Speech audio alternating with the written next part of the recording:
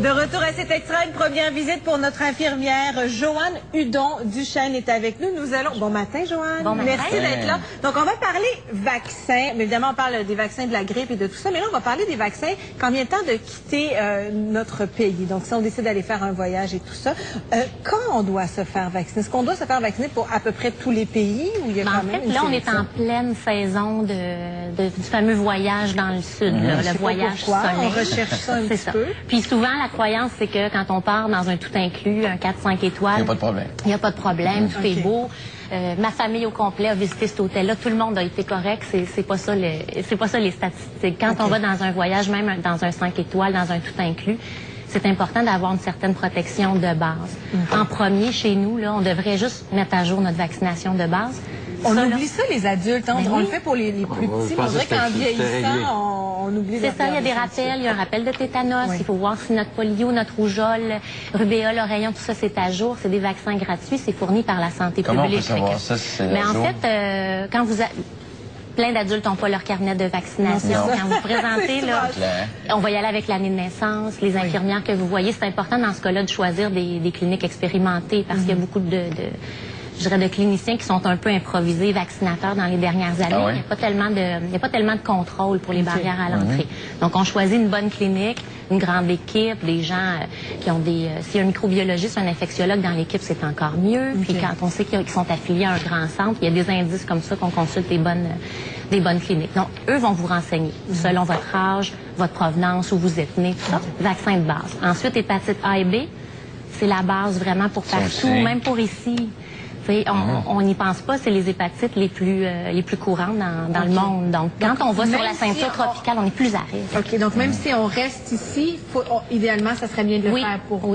C'est des vaccins qui, une fois terminés, une fois toutes les doses terminées, c'est bon 20 ans et plus. C'est pas le fameux Twinrix, moi, j'aurais pas nommé de nom de compagnie. C'est une compagnie? Oui, je pense c'est une compagnie. En fait, le Twinrix, parce que c'est un vaccin combiné. C'est sûr que si on va dans une destination où on a besoin de plusieurs vaccins, ben là, le Twinrix, des fois, va nous éviter d'avoir 4-5 injections. Le Twinrix, on donne l'hépatite A et l'hépatite B ensemble. Et ça, une fois que c'est fait, donc on est correct pour 20 ans. Donc, quand on va au Mexique, par exemple, donc des destinations qu'on connaît bien, qu'on pense...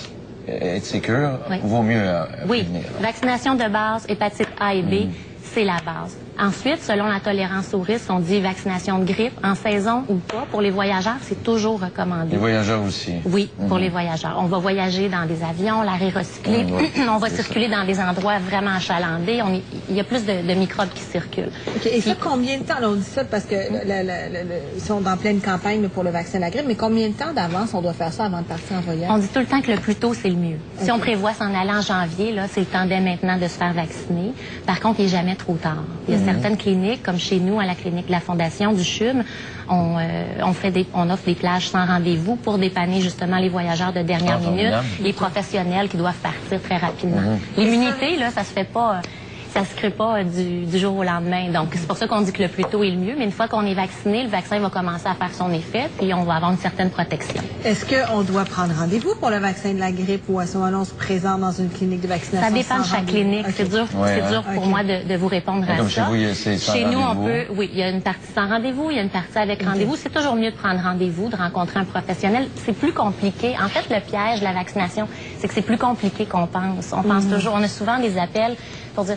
de quoi j'ai besoin? C'est vraiment personnalisé. Il faut rencontrer la personne. Est-ce qu'on peut se faire vacciner dans la même journée pour plusieurs choses? Oui.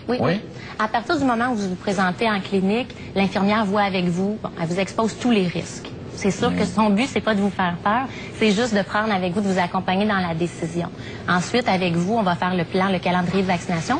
Tous les vaccins vont se faire le jour même. Ensuite... tous les vaccins? Tous les vaccins vont se faire le jour même. Donc, on peut avoir plusieurs vaccins sur les...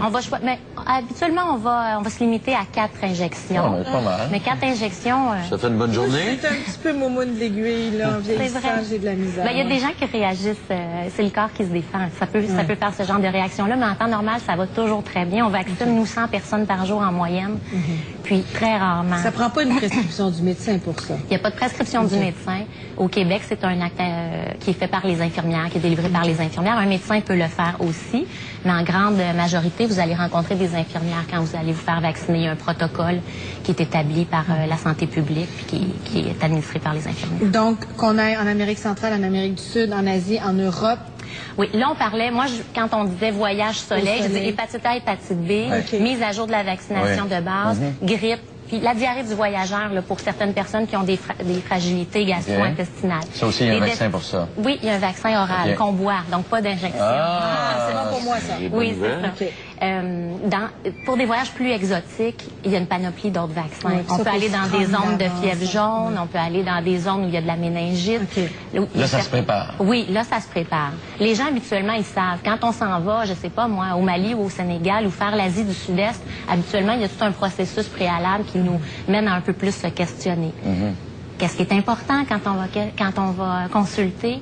D'avoir notre itinéraire le plus précis possible. Même quand on s'en va 3, 4, 5, 6 mois, quand on s'en va dans ces pays-là plus à risque, on va essayer de les aider à regrouper, par exemple, les pays où il y a de la malaria, pour pas prendre une semaine un médicament, on arrête 2-3 semaines, on recommence la semaine qui suit. Il y a plein de petits trucs comme ça, c'est à ça que ça sert. Il faut bien s'informer aussi, j'imagine. Oui. C'est super. Parce qu'on est très fragile, il faut le dire. Hein? Oui, nous autres, Nord-Américains, on est fragile. Mais c'est parce que tout est un peu aseptisé. Ici, où on s'en va, c'est pas les mêmes conditions. On va pas voyager dans les mêmes conditions. Effectivement. Pour les enfants, est-ce qu'il y a des précautions supplémentaires à prendre? Parce que, évidemment, on a l'impression qu'eux aussi sont encore plus fragiles que nous. Là. Pas nécessairement plus fragiles, mais plus à risque parce que plus dépendants. Ils ont tout le temps les mains à la bouche. Ils vont avoir tendance à plus s'approcher des animaux, par exemple. Donc, pour la rage, il faut faire bien attention. Puis, oui, les enfants peuvent être protégés. Hépatite B dès la naissance. Hépatite A, aussitôt qu'ils 6 mois, on peut les protéger. Puis même dans certains cas, on va devancer les calendriers de vaccination. Si les parents vont visiter une zone très à risque, par exemple une zone de fièvre jaune, le vaccin de la fièvre jaune se donne à partir de 9 mois, mais si on va dans une zone très dangereuse, ben là, on peut devancer un petit peu le calendrier. Ça va se faire en collaboration avec les parents, mais oui, il faut protéger les enfants. Il y a plein d'autres mesures aussi, par exemple. Est-ce que c'est gratuit, la vaccination? La vaccination en prévention pour le voyage au Québec, c'est pas gratuit. C'est pas couvert. Mais on dit gratuit, c'est jamais gratuit. Non, mais c'est pas couvert par la Régie de l'assurance maladie.